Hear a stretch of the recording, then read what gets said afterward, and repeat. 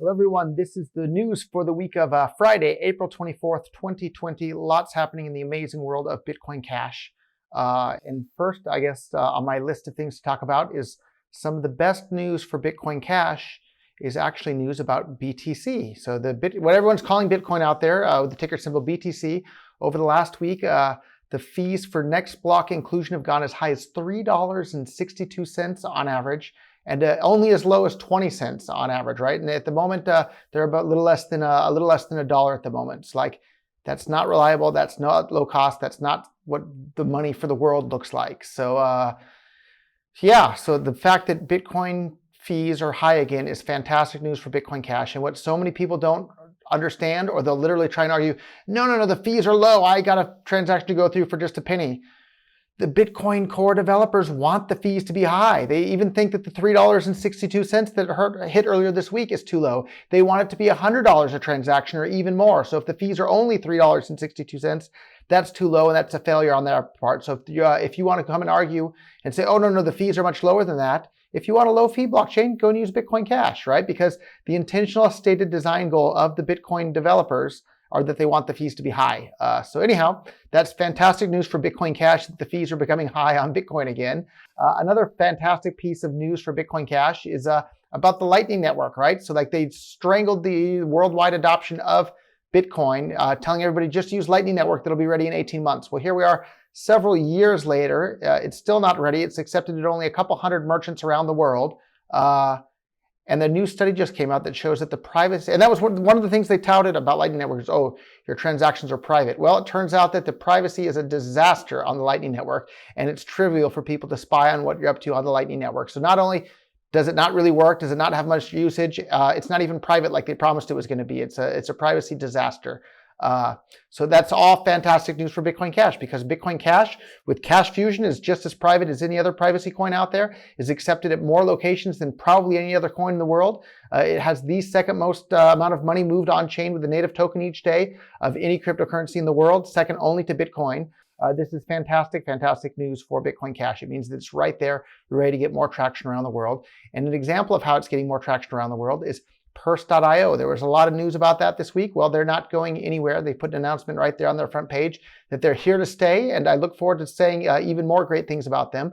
Lots of people don't realize, though, Purse.io, it's not just an American Amazon thing. You can use it at Amazon Japan, you can use it at Amazon UK, and I think a couple of other ones around the world. So go and give it a try over at Purse.io today.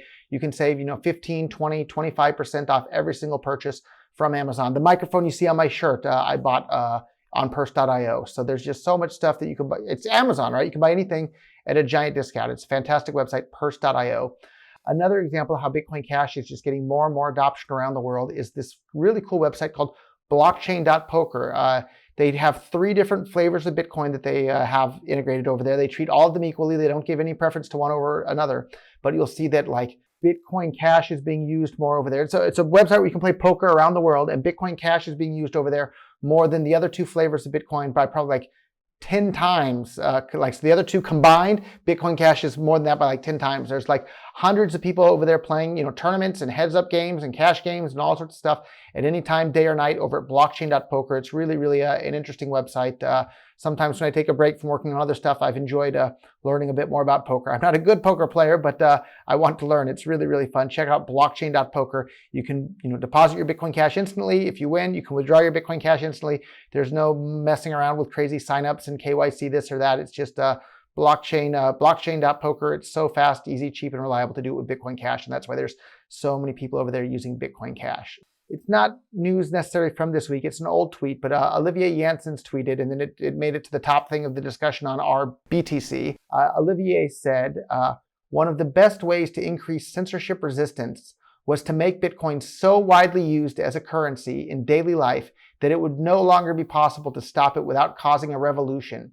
Keeping block sizes small without viable alternatives totally killed that momentum. So he was talking about Bitcoin there, and he was exactly right. So if you want censorship resistance, one of the best ways to get it is just have everybody using it in daily life all over the place. And that's basically part of why marijuana is becoming legal in more and more places around the world. It's just because so many people are using it, it basically becomes, impossible for governments to keep it illegal. If we do the same with cryptocurrencies and get it so everybody's using it everywhere all the time, it'll be basically impossible for governments to make them illegal. And that was my strategy from day one with Bitcoin, was to get as much adoption around the world as fast as we possibly can, so that it would be too late for governments to do anything to stop it by the time they realize what's going on.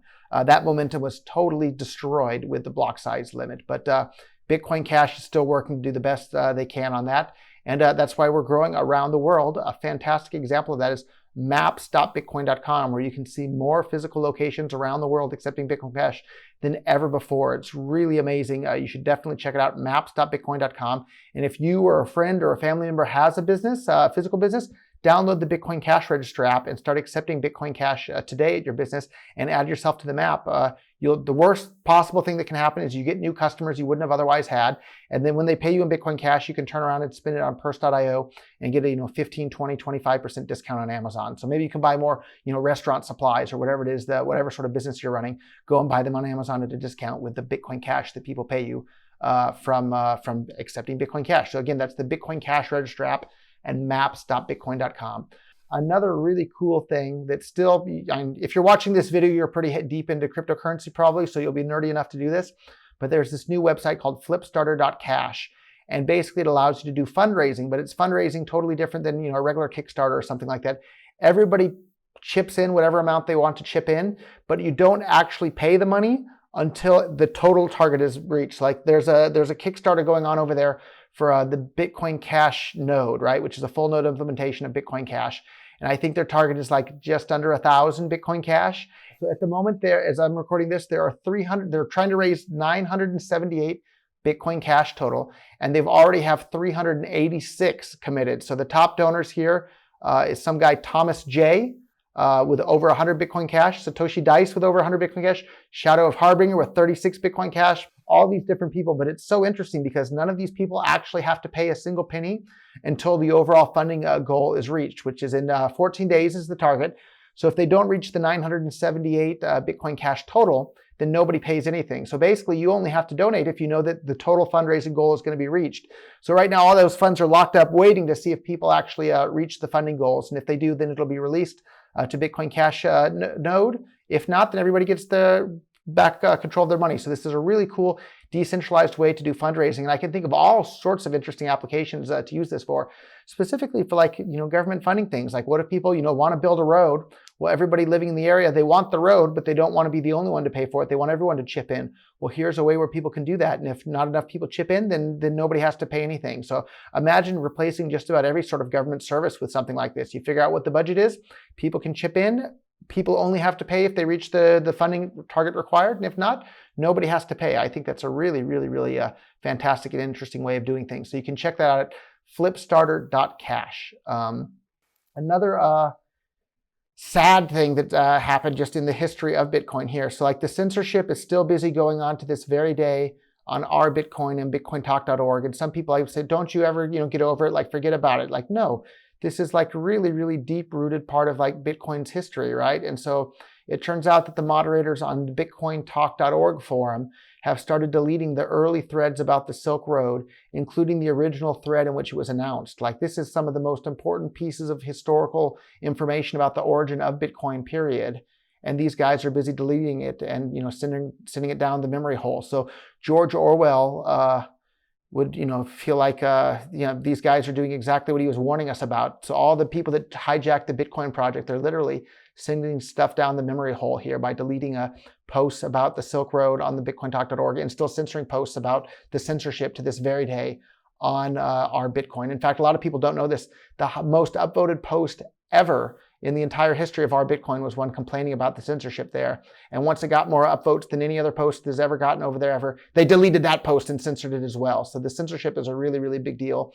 If you're busy engaging in censorship about people talking about a censorship-resistant currency, allegedly, you're a total hypocrite. So shame on all the moderators over at Our Bitcoin and Bitcoin.talk.org. And if you haven't listened to it already, we'll find a link and we'll put it to it. Jason King, one of the early moderators on Our Bitcoin, will talk about the day in which all the moderators that the community knew and loved and respected, all of a sudden one day overnight were just completely purged and had their moderatorship position stripped. And a bunch of people nobody knew that were anonymous were put into moderator positions, and the censorship began. And yeah, it's a conspiracy theory, but lots of conspiracy theories turn out to be true. I don't think it's an unreasonable conspiracy theory to think that this was a government takeover of the Bitcoin project to hijack it and prevent it from becoming peer-to-peer electronic cash for the world and competing head-to-head with the US dollar and the euro and the pound and everything else. That's a conspiracy theory, but lots of even crazier conspiracy theories have turned out to be true in the future. Or in the past, rather, and this one very well could turn out to be true in the future. Who are these people that hijacked the Bitcoin project and then tricked a bunch of monkey see, monkey do people around the world into thinking that small blocks and high fees are a good thing for the adoption and censorship resistance of Bitcoin, when the truth of the matter is it's the exact opposite. So anyhow, that's why the world needs more censorship resistant media platforms. And that's why we started posting these weekly news contents on 2 new websites here. So one is a Library, which is like a kind of a version of YouTube and you can post your videos and stuff and it can't be deleted. And then there's another one, Uptrennd, with 2 N's as well. We started posting all this stuff. We'll put links in the description below. So you have it on lots of different places now. So make sure to follow all of our social media there to get the latest news, and start using Bitcoin Cash every chance you have if you're not happy with the way governments are controlling the entire world and bossing people around and basically threatening peaceful people with violence. So yeah, and if you're wondering why I'm wearing a shirt with the American flag, let me zoom down a little bit and you can see, oh, look at that, the flag of tyranny. There it is. So they're literally arresting people for playing in playgrounds and just trying to go about their lives. So America's not the only tyrannical country around the world. There's plenty of them. But if you want to strip away the power of these tyrants around the world to control peaceful people, cryptocurrency is the best tool we've ever had to do that. But we need to be able to use them as cash. Just using them as a store of value with other speculators speculating on the future speculation of other speculators doesn't do anything to strip away the tyrannical power of the state to control peaceful people. So if you want to help do that, start using them as cash. So anyhow, spread that message, tell a friend. See you next week. Thank you.